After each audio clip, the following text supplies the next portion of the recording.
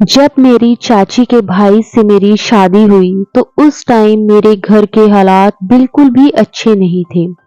मेरे 5 भाई थे और हम 2 बहनें थीं। मेरे अब्बू का इंतकाल हो गया था और मेरे 3 चाचा थे और 3 चाचियां थीं। हमारी जॉइंट फैमिली थी। उस टाइम मेरे भाइयों की भी शादी हो गई थी और तीनों भाभी मेरे घर में आ चुकी थी। कमाने वाले कुल 5 आदमी थे और खाने वाले पूरी फैमिली थी और मेरे भाइयों के भी बच्चे हो गए थे। उस टाइम हमारे घर में बहुत परेशानी चल रही थी और मेरी शादी का बोझ भी उन चाचा और भाइयों पर था। मेरी 2 चाची जो थी वह सगी बहनें थीं। दोनों बहनों ने मेरी शादी अपने भाई से तय करवा दी, जो कि मेरी चाची थी। अब वे दोनों मेरी ननंद बन चुकी थी। मेरी चाची की फैमिली भी बहुत बड़ी थी। उनकी फैमिली में 9 बहनें और 2 भाई थे। उनके अम्मी अब्बू थे। मैं शादी होकर अपने ससुराल गई तो मेरे सास ससुर बहुत ही नेक इंसान थे और उनके घर में खाने पीने की कोई कमी नहीं थी। मेरे ससुर किसान आदमी थे। अपनी जमीनें कम थी लेकिन दूसरों की खेत आधे पर लेकर खेती किया करते थे। काफी अनाज, फल, फ्रूट, सब्जियां अपने ही घर में उगाया करते थे। इससे हमारा घर का खर्च काफी अच्छे से चल जाता था। मेरे शोहर भी बहुत मेहनती आदमी थे। अगर मिट्टी को छुए तो सोना हो जाता था। इस तरीके से उनका काम बहुत अच्छा था। उस वक्त मेरे 2 बच्चे हो चुके थे। फिर मेरे ससुर ने कहा, बेटा ऐसे काम नहीं चलेगा, तुम बाहर जाओ और कुछ और पैसे कमाओ। फिर उस टाइम मेरे शोहर नेपाल चले गए। नेपाल में तो वह कपड़े का बिजनेस करने गए थे, लेकिन कपड़े में उन्हें ज्यादा फायदा नहीं हुआ तो वह छोड़ अंगूर की फैक्ट्री में लग गए, जहां पर देसी दारू बनाई जाती थी। पहले तो उन्होंने उसमें काम किया, फिर उन्होंने अपना काम खुद से शुरू कर दिया। फिर वह काफी पैसा कमाने लगे। पैसा कमाने के साथ साथ वह खुद भी बहुत दारू पीने लगे और वह समय समय पर काफी पैसे घर पर भी भिजवाया करते थे। उससे हमारा घर काफी अच्छा खुशी खुशी चल रहा था। लेकिन ना मुझे ना मेरे ससुर को मालूम था कि यह पैसे दारू के बिजनेस से आ रहा है। कुछ समय बाद बहुत ज्यादा दारू पीने के कारण मेरे शोहर बहुत बीमार हो गए और वह घर वापस आ गए। मैं तो देखकर हैरान रह गई कि मेरा शोहर तो बीड़ी भी नहीं पीता था और यह नशे की हालत में है। हम सब रोने पीटने लगे। हम एक मुसलमान हैं और हमारे मजहब में दारू हराम होता है। तो यह देखकर मेरे ससुर घबरा गए कि मेरे बेटे ने यह क्या कर लिया और वे काफी परेशान हुए। घर में काफी लड़ाइयां हुई। अब वह मेरे ऊपर बात बात पर हाथ उठाने लगे। फिर मेरे ससुर ने मेरे शोहर का शराब का काम बंद करवा दिया और उनको घर पर ही बिठा लिया। ऐसे में काफी दिन गुजर चुके थे। अब ना मेरे शोहर के पास पैसा था और ना वह नशा करते थे। उसके बाद मेरे शोहर फिर धीरे धीरे ठीक होने लगे। घर के कामकाज दोबारा करने लगे। फिर मेरे ससुर ने उन्हें दोबारा कोलकाता भेज दिया। कोलकाता में पहले से ही एक मेरा भाई रहता था। मेरा भाई लोहे का काम किया करता था। बस मेरे शोहर उन्हीं के साथ लोहे फैक्ट्री में लोहे के काम पर लग गए और फिर से घर में अच्छे पैसे भेजने लगे और हम लोग खुश थे। फैक्ट्री में भी उन्होंने बहुत अच्छे से काम किया और लोहे फैक्ट्री का मालिक इन पर जान उछावर करने लगा। फिर अचानक से उसमें जो पुराने कारीगर थे वह लोग मेरे शोहर से चिढ़ने लगे। फिर उन कारीगरों ने एक मसुम्बा बनाया मेरे शोहर को मारने के लिए। उन्हें बहाने से बुलाकर हावड़ा पुल पर ले गए। फिर वहां पर काफी मार कुटाई करने लगे, लेकिन खुदा का शुक्र था कि इन्होंने सबको मार गिराया और एक आदमी पुल के नीचे गिर गया। फिर मेरे शौहर वहां से बचकर निकल गए। फिर फैक्ट्री में आकर यह सारा माजरा मेरे भाई को सुनाया। मेरा भाई भी काफी डर गया था कि अब तो पुलिस के चक्कर काटने पड़ेंगे। ऐसा करो कि तुम गांव चले जाओ, मैं यहाँ पर सब संभाल लूंगा। फिर रात को ही वहां पुलिस आ गई। फिर मेरे भाई ने इन्हें छुपा लिया और रातों रात गांव भेज दिया। फिर वहां पर फैक्ट्री मालिक और मेरे भाई ने सब कुछ संभाल लिया और फिर से यह एक बार बेरोजगार हो गए और घर पर आकर बैठ गए। इस घटना के बाद मेरे पति काफी चिड़चिड़े से हो गए थे और बात बात पर मुझ पर हाथ उठाया करते थे। फिर मेरे ससुर भी काफी परेशान हो गए। एक दिन मेरे ससुर इनसे गुस्से में आकर बोला कि तू घर छोड़कर चला जा, तू जहां भी जाता है कुछ ना कुछ बवाल ही होता है। फिर पैसों की तंगी से हम सब बहुत परेशान होने लगे। एक दिन अचानक से मेरे नंदोई हमारे घर आए और मेरे शौहर से कहने लगे कि तुम मेरे साथ दिल्ली चलो, तुम्हें काम पर लगाऊंगा। उस समय मेरे ससुर भी इनसे बहुत ही ज्यादा परेशान थे। उन्होंने भी कहा कि इसे लेकर जाओ, मैं तुम्हें किराए के पैसे दे दूंगा। फिर मेरे ससुर ने मेरे नंदोई को मेरे जेवर बेचकर किराए के पैसे दिए और वह मेरे शौहर को लेकर दिल्ली चले गए। मेरे नंदोई की सिलाई की फैक्ट्री थी, काफी अच्छी फैक्ट्री चल रही थी। अचानक से उसमें घाटा होने लगा था और मेरे नंदोई के ऊपर काफी कर्जा हो गया था। मेरे नंदोई अपनी फैक्ट्री में काम करने वाले कारीगरों को एक होटल से लाकर खाना खिलाते थे। बिजनेस में बहुत ज्यादा घाटा हो जाने के कारण मेरे नंदोई होटल पर किया हुआ उधार नहीं चुका पा रहे थे। इस कारण मेरे नंदोई ने मेरे शौहर को उसी होटल वाले को गिरवी रख दिया और होटल वाले को कहा कि यह बहुत ही मेहनती लड़का है, आपके सारे काम करेगा और जब तक मेरे पैसे पूरे नहीं हो जाते आप इससे काम करवा सकते हो। लेकिन इस बात का पता मेरे शौहर को नहीं था कि मेरे जीजा ने मुझे होटल पर गिरवी रखा है। जब 2 महीने बीत गए तो वह होटल वाले से कहने लगे कि मुझे पैसे चाहिए, मुझे गांव भेजना है। तब उस होटल वाले ने कहा कि नहीं, आपको गिरवी रखा गया है, रियाज भाई से 2 लाख रुपए लेने थे तो वह आपको लेकर आया था, तो आप उसी के बदले में काम करेंगे। यह बात सुनकर तो मेरे शौहर बहुत ही ज्यादा हैरान और परेशान हुए। उसमें बेचारे होटल वाले की कोई गलती भी नहीं थी क्योंकि उसे तो काम करने के लिए एक लड़का चाहिए था। मेरे नंदोई ने होटल वाले को नहीं बताया था कि यह मेरा साला है। फिर मेरे पति ने उसे होटल वाले के लिए बिना पैसे लिए हुए 2 साल तक काम किया।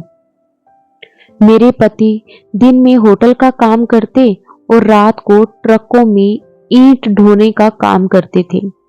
उनसे उन्होंने काफी पैसे जोड़ लिए थे, लेकिन उन्होंने घर वालों को कुछ भी नहीं बताया। समय समय पर वह थोड़े बहुत पैसे घर वालों को भी भेजा करते थे, लेकिन उस पैसों से हमारा गुजारा नहीं हो रहा था। हम लोग बहुत परेशान थे। उस बीच मेरे नंदोई भी हम लोगों से मिलने कभी घर नहीं आए, ना ही मेरे शौहर का उन्होंने कोई हाल चाल बताया। मेरे ससुर भी और मैं भी घर पर बहुत परेशान हो गए थे। इनका कोई हाल चाल ठीक से नहीं मिल पा रहा था, बस कुछ पैसे भेज दिया करते थे।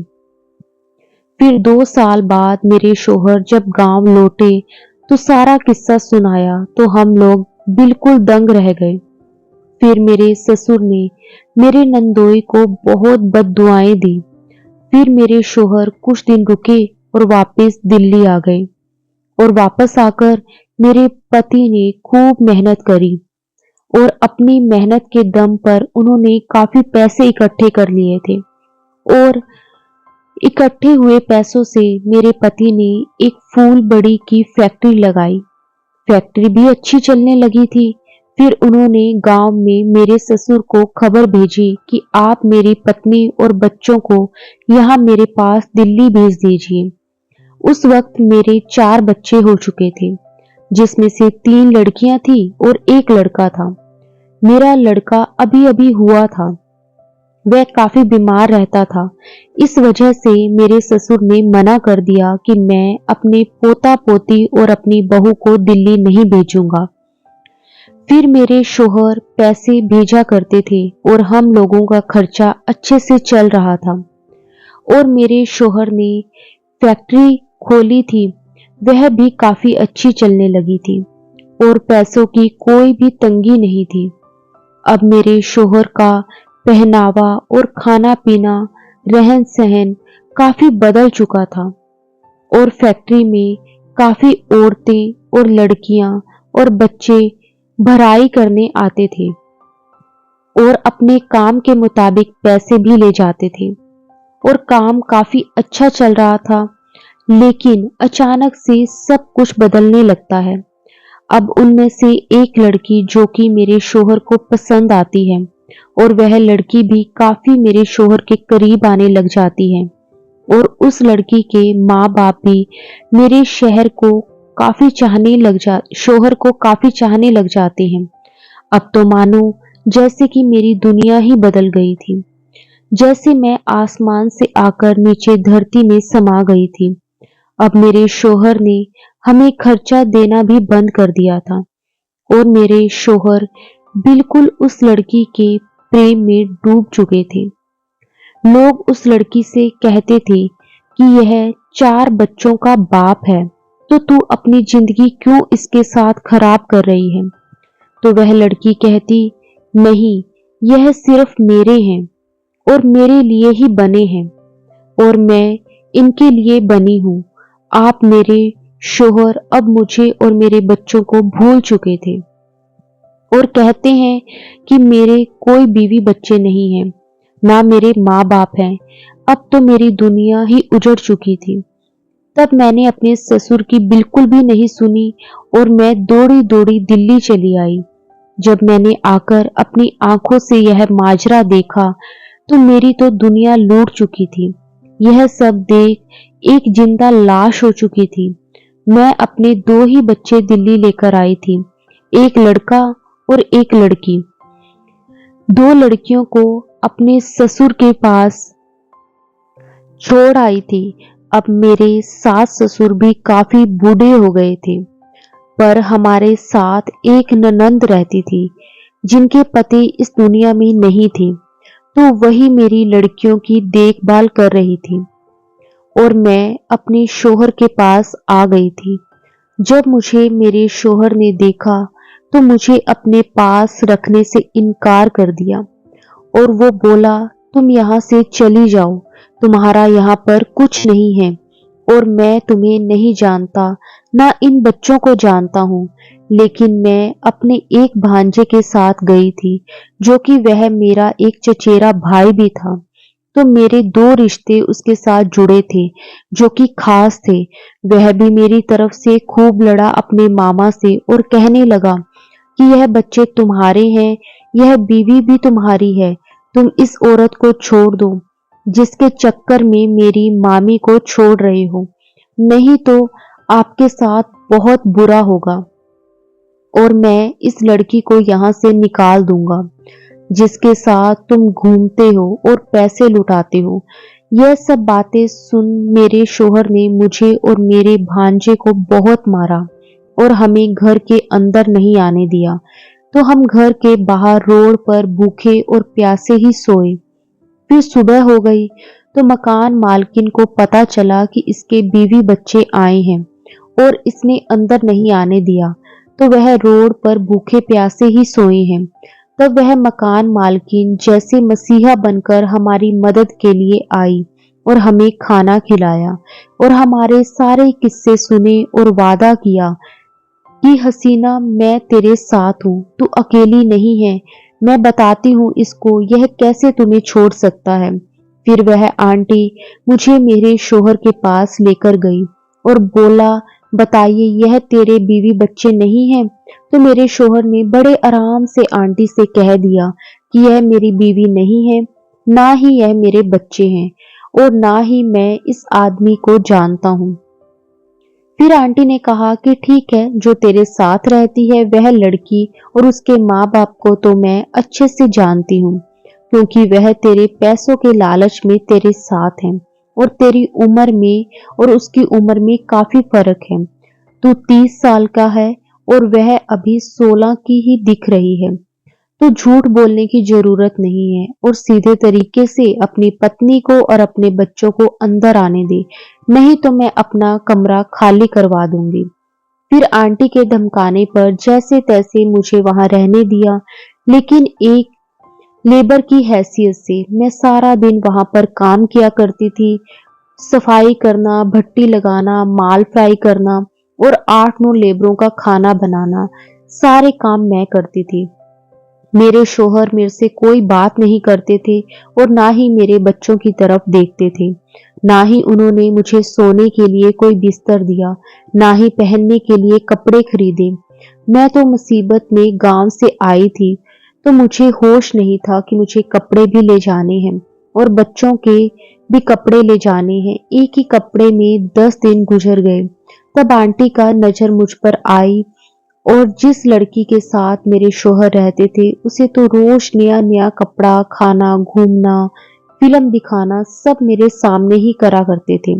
तब आंटी ने कहा, वह तो ऐश कर रहा है और तू घुट घुट कर मर रही है, चल तुझे मैं कपड़ा दिलाकर लाती हूँ। फिर आंटी ने मुझे और मेरे बच्चों के लिए पुराने कपड़े बाजार से दिलवाए। उस वक्त मेरा लड़का 1.5 साल का था और मेरी लड़की काफी छोटी थी, 6 महीने की थी। मैं तो अपना सुध बुध खो बैठी थी अपने पति को देखकर और उन बच्चों के ऊपर मैं जरा भी ध्यान नहीं देती थी। थोड़े दिन बाद मेरा भांजा भी हमें छोड़कर गांव चला गया और गांव में जाकर मेरे ससुर को सारा हाल सुनाया और मेरे भाइयों को भी सुनाया। फिर मेरा एक भाई से रहा नहीं गया, वह दौड़ा मेरे पास चला आया और मेरे शोहर से काफी लड़ाइयां की और बोला कि मैं अपनी बहन को लेकर जाऊंगा, तुम्हारे साथ मेरी बहन की जिंदगी तो जैसे नरक हो गई है। फिर मेरे शोहर ने गुस्से में आकर बोला, लेकर जा, मुझे भी इसके साथ नहीं रहना और ना ही इस बच्चों को, यह मेरे बच्चे ही नहीं हैं। तू लेकर जा यहाँ से और दफा हो जा। लेकिन मैं अपने भाई के साथ नहीं गई। इस बात पर मेरे शोहर ने मेरे भाई के सामने मुझे बहुत मारा, लेकिन उस वक्त मैं अपने भाई के साथ नहीं गई। उसे हाथ जोड़कर लौटा दिया कि भाई, मेरी दुनिया भी यही है और मेरी आखिरत भी। मुझे तुम्हारे साथ नहीं जाना। अब मेरा भाई मुझे छोड़कर और मुझ पर गुस्सा होकर चला गया कि मर, तुझे यही मरना है तो मैं जा रहा हूं। अब मेरे शोहर और गुस्से में आकर मुझे हर बात पर उस लड़की के सामने ही मारा करते थे। एक दिन रात के 1 बज गए थे और मेरे शोहर घर पर नहीं थे, ना वह लड़की घर पर थी। मैं अपने बच्चों को लेकर कमरे में ही सो रही थी कि अचानक मेरे पति और वो लड़की दोनों आए और बिना दरवाजा नॉक किए बाहर से ईंट उठाकर मेरे सर पर दे मारी। मेरे मुंह से चीख निकल गई क्योंकि मेरे सर से खून बह रहा था और मेरी लड़की को भी चोट लगी, उसे भी खून निकल रहा था। शोर सुनकर आंटी भी दौड़कर हमारे पास आ गई। उस दिन आंटी बहुत गुस्से में थी। आंटी ने फौरन पुलिस को बुलाया और मुझे और मेरी बेटी को हॉस्पिटल ले गई। मेरे सर पर पट्टियां हुई और मेरे शोहर और लड़की दोनों थाने में बंद हो गए। उन दोनों से पुलिस ने प्रूफ मांगा कि अगर तुम दोनों पति पत्नी हो तो क्या प्रूफ है, कागज दिखाओ। तो वे दोनों अभी शादी नहीं किए थे, बिना शादी के वो दोनों साथ रह रहे थे। लेकिन उसके माँ बाप और वह लड़की वहां थाने में काफी लड़ाई कर रहे थे और लड़की कह रही थी कि मैं शादी कर लूंगी, मैं इनसे प्यार करती हूँ। और मेरे शोहर भी बोल रहे थे, मैं इसके बिना नहीं रह सकता, जल्द ही हम दोनों शादी कर लेंगे। फिर लड़की से उसका उम्र पूछा गया तो वह अभी 16 या 17 साल की ही थी और मेरे शोहर 30 साल के थे। तो उन लोगों की उम्र में काफी फर्क था और लड़की नाबालिग भी थी। तो उस लड़की को तो छोड़ दिया गया क्योंकि वह नाबालिग थी और पुलिस वालों ने उस लड़की से कहा, क्यों दो लोगों की जिंदगी खराब कर रही हो? तेरी तो अभी शादी हो सकती है, पर इसके तो बीवी बच्चे हैं, इनकी जिंदगी क्यों खराब कर रही हो? फिर मेरे शोहर को 15 दिन तक जेल में ही बंद रखा और पुलिस वालों ने लड़की के माँ बाप को काफी धमकाया था कि इसकी शादी कर दें जल्द से, क्योंकि दो लोगों की जिंदगी खराब कर रही हूँ। पुलिस के डर से उस लड़की के माँ बाप उस लड़की को लेकर हमेशा के लिए गांव चले गए। फिर आंटी मेरे शोहर को 15 दिन बाद रिहाई करवाकर ले आई। मेरे शोहर घर तो आ गए लेकिन पागलों की तरह हो गए थे, ना खाना खा रहे थे, ना मेरे से बात कर रहे थे। तो पहले भी नहीं करते थे और अब तो मानो एक करवट सोए। 2 दिन 3 दिन हो गए, ना ही फैक्ट्री का काम कर रहे थे, ना ही बात कर रहे थे कि कैसा करना है। फिर आंटी भी उनकी हालत देखकर परेशान हो गई थी। फिर आंटी मुझे और मेरे बच्चों को लेकर एक दरगाह पर गई और मुझे एक पीर बाबा से मिलवाया और मेरे सारे किस्से सुनाए। उस दिन मैं पीर बाबा के पास बैठकर बहुत रोई। पीर बाबा ने मेरे सर पर हाथ रखकर बोला, मेरे बच्चे, तुम बहुत मेहनती हो और बहुत बर्दाश्त करने वाली औरत हो। तुम जाओ, तुम्हारा शोहर तुमसे बात करेगा। फिर मैं और आंटी दोनों वापिस फैक्ट्री चले आए। आंटी ने मुझे कहा, बेटा तुम खाना बनाओ और जब तुम्हारा खाना बन जाए तो मुझे बुलाना, मैं तुम्हारे साथ चलूंगी, उसको खाना खिलाएंगे। फिर मैंने ऐसा ही किया। मैंने खाना बनाया और आंटी को बुलाया और आंटी मेरे दोनों बच्चों को लेकर आए और मुझे बोला, तू खाना लेकर चल। फिर हम दोनों उनके पास गए। फिर आंटी ने मेरे शोहर को समझाया, बोला, बेटा जो हो गया उसे भूल जा, तेरी जिंदगी में फिर से एक नया सवेरा है और यह दोनों तेरे छोटे छोटे बच्चे हैं और यह तेरी बीवी है और तूने ही तो अब पहले बताया था कि तेरे 4 बच्चे हैं, फिर तू ही क्यों भूल गया उन्हें? फिर उन्होंने उठ के आंटी के हाथ से निवाला खाया, फिर अपने हाथ से खाने लगे, फिर उठे और नहाए धोए और फैक्ट्री के कामों में लग गए, लेकिन मुझसे कोई बात नहीं की। इस तरीके से मैंने अपने पति के बेवफाई में 4 साल उन्हीं के सामने गुजारे थे। अब मारपीट तो नहीं करते थे, ना ही मेरे बच्चों को प्यार करते थे। फिर इस बीच आंटी फिर से मुझे दोबारा उस पीर बाबा के पास लेकर गई। फिर मैंने उनसे अपना सारा किस्सा बयां किया और बहुत रोई।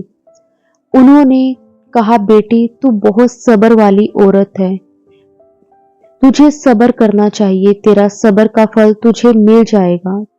तुम जाओ, अपने पति की बात मानो और उसके साथ रहो। फिर मैं आई और ऐसा ही करती रही। पहले भी मैं ऐसा ही करती थी, मैं ज्यादा उनसे लड़ाई झगड़ा नहीं करती थी। फिर एक दिन मैं आंटी के साथ कहीं बाजार गई तो वहां से वापस लौटी तो मेरा शोहर वाकया ही मेरा इंतजार कर रहे थे। मैं आई तो बोले, हसीना कोई आया है, मेरे लिए 2 कप चाय बना दो और बाहर से पेप्सी वगैरह मंगा दो। और मुझे पैसे दिए। उन्होंने 4 सालों में पहली बार मुझसे बात करी थी, मुझे काम बताया था। मेरा तो मानो जैसे खुशी का ठिकाना ही नहीं था। मैं जल्दी गई, चाय बनाई, नाश्ते का इंतजाम किया और जो मेहमान आया था उसे विदा किया। फिर मैंने उनसे डरते डरते पूछा कि आप शाम को क्या खाएंगे? फिर उन्होंने बड़े ही प्यार से जवाब दिया कि जो चाहे बना लो। और मेरे बच्चे के लिए पूछा। फिर मेरे बच्चे भी उनसे काफी डरते थे क्योंकि उन्हें हमेशा खूंखार ही पाया था, इसलिए बच्चे डर के मारे उनके पास नहीं गए। फिर ऐसे ही धीरे धीरे मेरे सारे दुख दूर हो गए। फिर मेरे शोहर ने अपना मकान भी ले लिया और हमने वह कमरा खाली कर दिया। पर आंटी ने मेरा बहुत साथ दिया। वह भी बहुत रो रही थी जब हम वहां से कमरा खाली करके अपने मकान में आए थे। फिर मेरे 2 और बच्चे हुए, एक बेटा और एक बेटी। अब मेरी 4 बेटियां और 2 बेटे हैं। मैंने अपने बेटे को खूब पढ़ाया, एक बेटा लेखक और एक बेटा ऑफिसर है और चारों बेटियों की शादी कर दी है। उनके शोहर भी उनके पसंद का है और अच्छा है, उनका घर भी अच्छे से बस गया है। लेकिन अब मेरे सास ससुर इस दुनिया में नहीं है, लेकिन एक ननंद जो है मेरे साथ ही रहती है। यह थी मेरी कहानी। कहा जाता था कि सब्र का फल हमेशा मीठा होता है और वाकई ही मेरे साथ भी ऐसा ही हुआ।